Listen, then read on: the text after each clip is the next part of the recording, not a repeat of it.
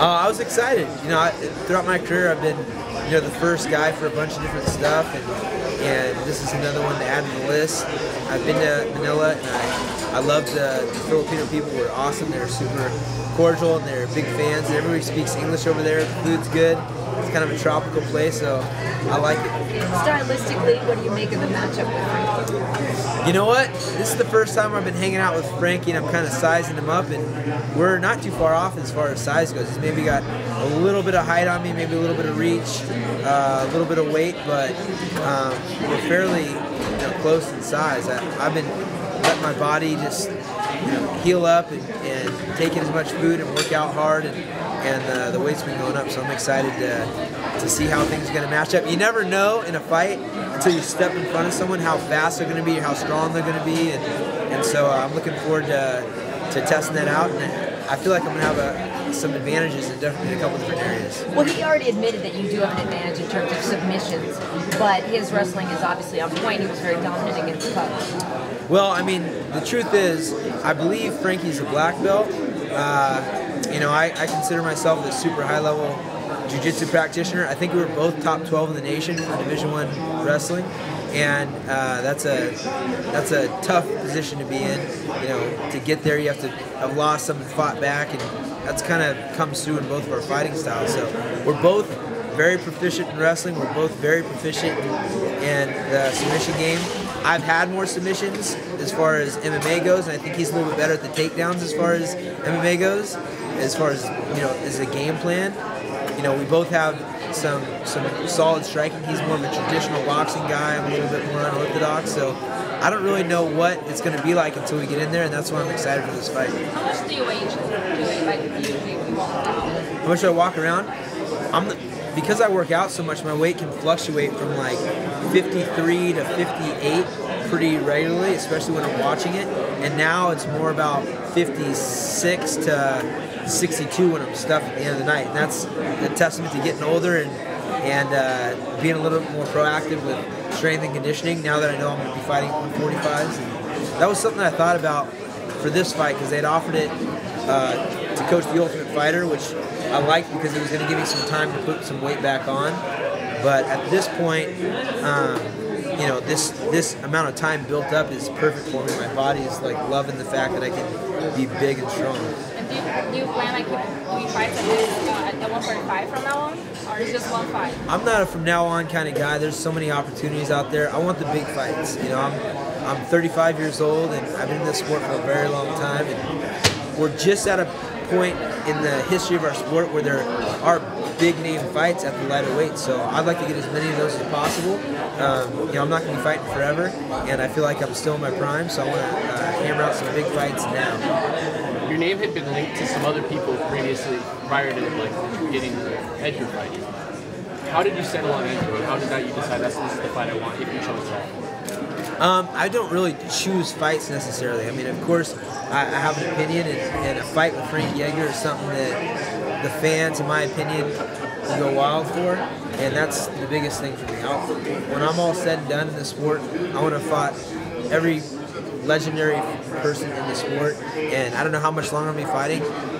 I have plenty of time to fight some of these big names. Maybe some big names will pop up, you know, before I'm done, and we get to have some big super fights, you know, all sorts of different ways. But right now, Frankie's a guy who, in my opinion, is one of the best pound-for-pound guys in the history of the sport. What he's done as far as winning championships, about, you know, the guys that he's defeated, the way he's done it, you know, and I've been a guy that's been in the same boat. You know, fought in different weight classes, been a champion. You know, this is just a fight that I'm excited for. How much does TJ Dillashaw being the bantamweight champion have to do with you moving up to featherweight? You know, it's not the most enticing thing for me to take a title fight against TJ, and it was thrown out there a little bit, and for me, it helps, you know, to push for a big fight like Frankie versus just focusing on getting the belt like right now at the weight class.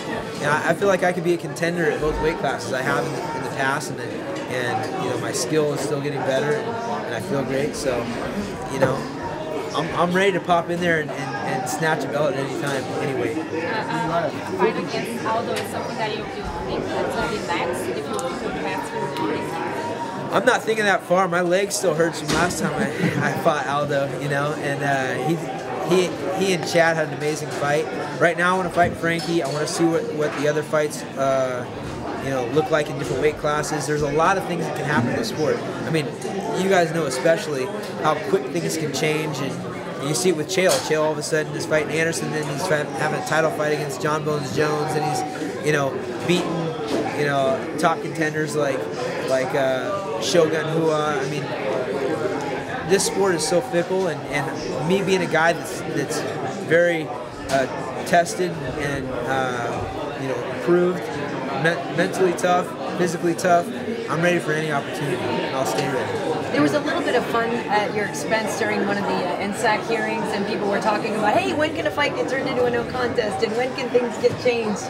There was the time when, you know, you gave Herb the thumbs up, but the fight was called a little. Does that still bother you? Is that something you would ever petition for to try to get that changed? You know, there was recently a petition to change the outcome of one of my fights, and then I was like, they were talking about the instant replay and all these different things, and yeah, I started thinking about that, like, you know, are we allowed to go back and be like, hey, look, I want to make a case for this and make a case for that?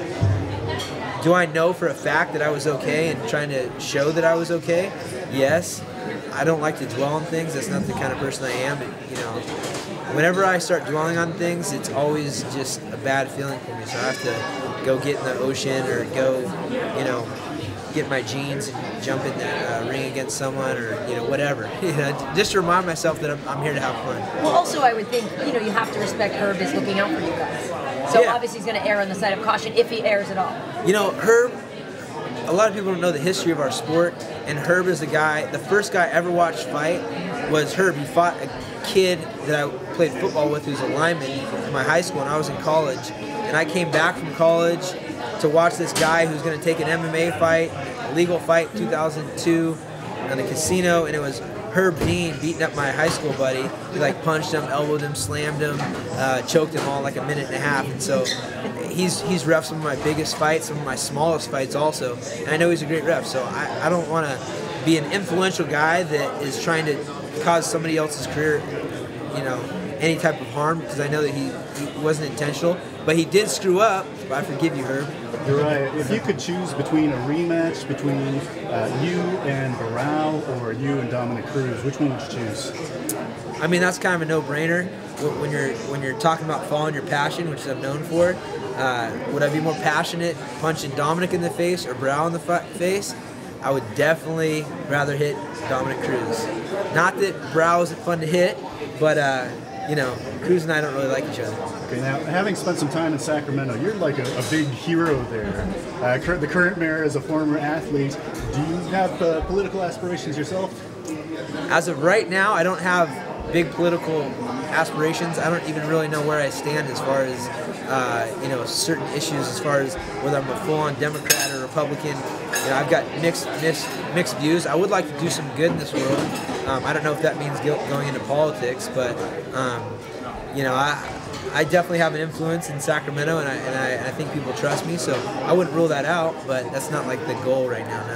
Okay, and in Korea, a lot of people found out about you and your team when the Korean Zombie went to train with you. There are a bunch of other guys in the lighter weight classes in Korea. Would you be willing to have more Korean fighters come and train with you? We'd love that, you know, and the Korean Zombie was an awesome guest, and he put, I remember, you know, he's like such a sweet guy. He was young when he first came with us too, and he just said, hey, please take care of me. You know, he put a lot of faith, not having any communication skills, not knowing the food or anything else, and I went out of the way to make him feel very comfortable. I taught him some English. There's actually a video of me teaching him some English out there, like some pickup lines, etc., which is really good. And yeah, I would love to have some more Korean fighters out there. I'd like to see the world expansion of our sport, and if I can help out, it'd be great. So today they were talking about Black Zealands against ATT. Do you think in the future it's going to be like a Uniao and Alpha Male? Do you think it's a good matchup for the Wu fighter? I mean, there's no better matchup than Uniao versus Team Alpha Male. The problem is the language barrier.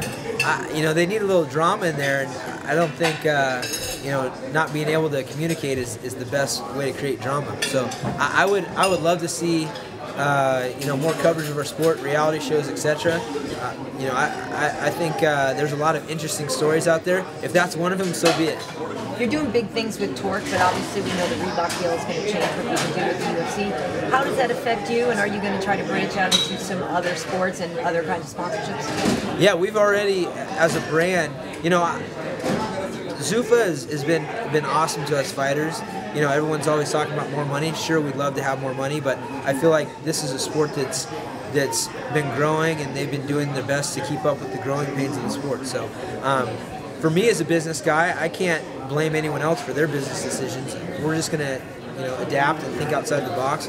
We have a lot of presence in the BMX world and skateboarding and other extreme sports, and just in general, it's a lifestyle brand. So I embrace the challenge, and we've had a lot of success so far, and we're going to keep having success and growing it. There's like the school outfit, you got to wear your those girls wear the little skirts, and guys have to wear the little blue pants, and then there's the stuff you wear when you have freedom and wear what you want. And so, there's always that. That's what Torque is for me. And remind me, are you an official Reebok fighter yet?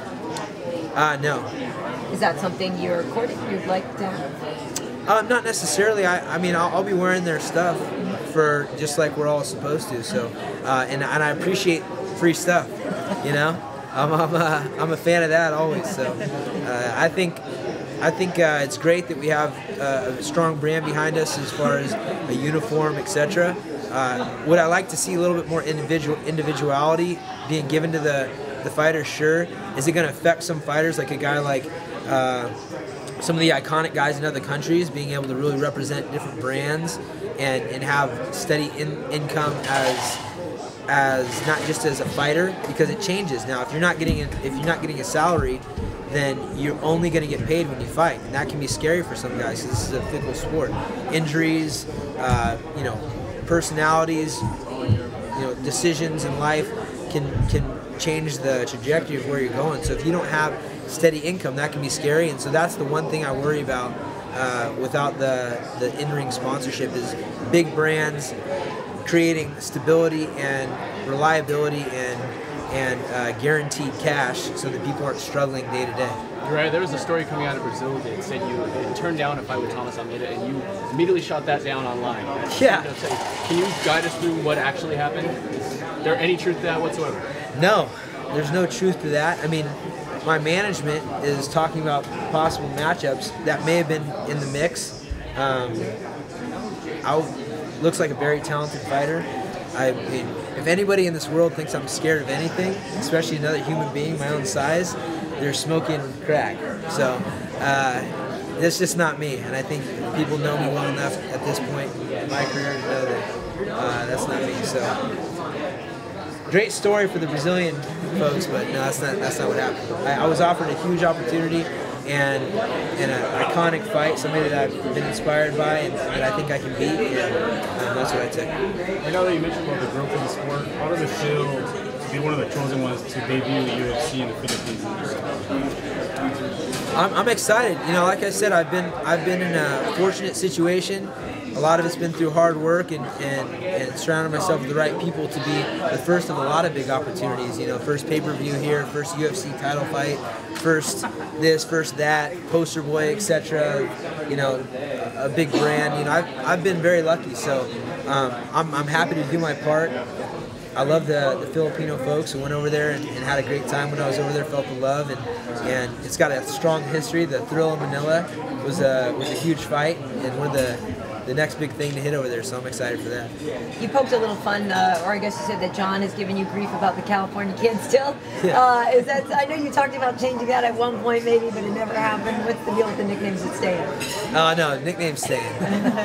John's the easy target right now, so I'm not going to fire back at him. John and I are buddies. It's been my nickname, the Golden Boy, that's not going anywhere. So it is what it is. I'm very young. Rich Walsh finished up his camp for this fight at Alpha Male, and he was talking a little bit about the difference between Campman as the coach and he previously trained under Duane, saying that Campman was a little bit more basics. Can you sort of comment on the difference in training now that Campman's in and how to feel about that? Yeah, it's been great. You know, for us as a team, we've always had a lot of coaching, a lot of influence, and to have Campman in there, you know, both Duane and Campman were brought in as mixed martial arts coaches, and I feel like Duane had a lot more focus on his style of kickboxing, and that was kind of, you know, he had something to sell. You know, he was branding himself and doing that kind of thing. Campman is a fundamental guy. He's a Danish kickboxing champion, but his wrestling comes from Randy Couture. His jiu-jitsu, I think he's a brown or black belt in jiu-jitsu, and he's got some amazing jiu-jitsu from Drysdale. He's great at blending things together, and Duane was really good at blending some stuff together as well. But yeah, it's an interesting mix over there. We've got a lot of coaches. Duane still has an influence on some of the guys. I know TJ's going to be doing some training with Duane, but Campman has been a great addition, and we're still looking for more coaches. You know, as we have more success, we can afford to bring in more talent, and we're always about adding to the knowledge of our team and helping each other out and looking for additional pieces to help out. Can you just give us your thoughts on Pacquiao and Mayweather's fight? I'm excited. I mean, that's a fight that everybody's been excited for a long time. Of course, you wish it would have happened some years back, but you know, these are two of the most talented guys in the world. I'm excited for it. I think, you know, probably Floyd's going to get this one just because, you know, he stands the test of time, and Pacquiao's more of a lay it all on the line kind of guy, and that can be dangerous against Floyd.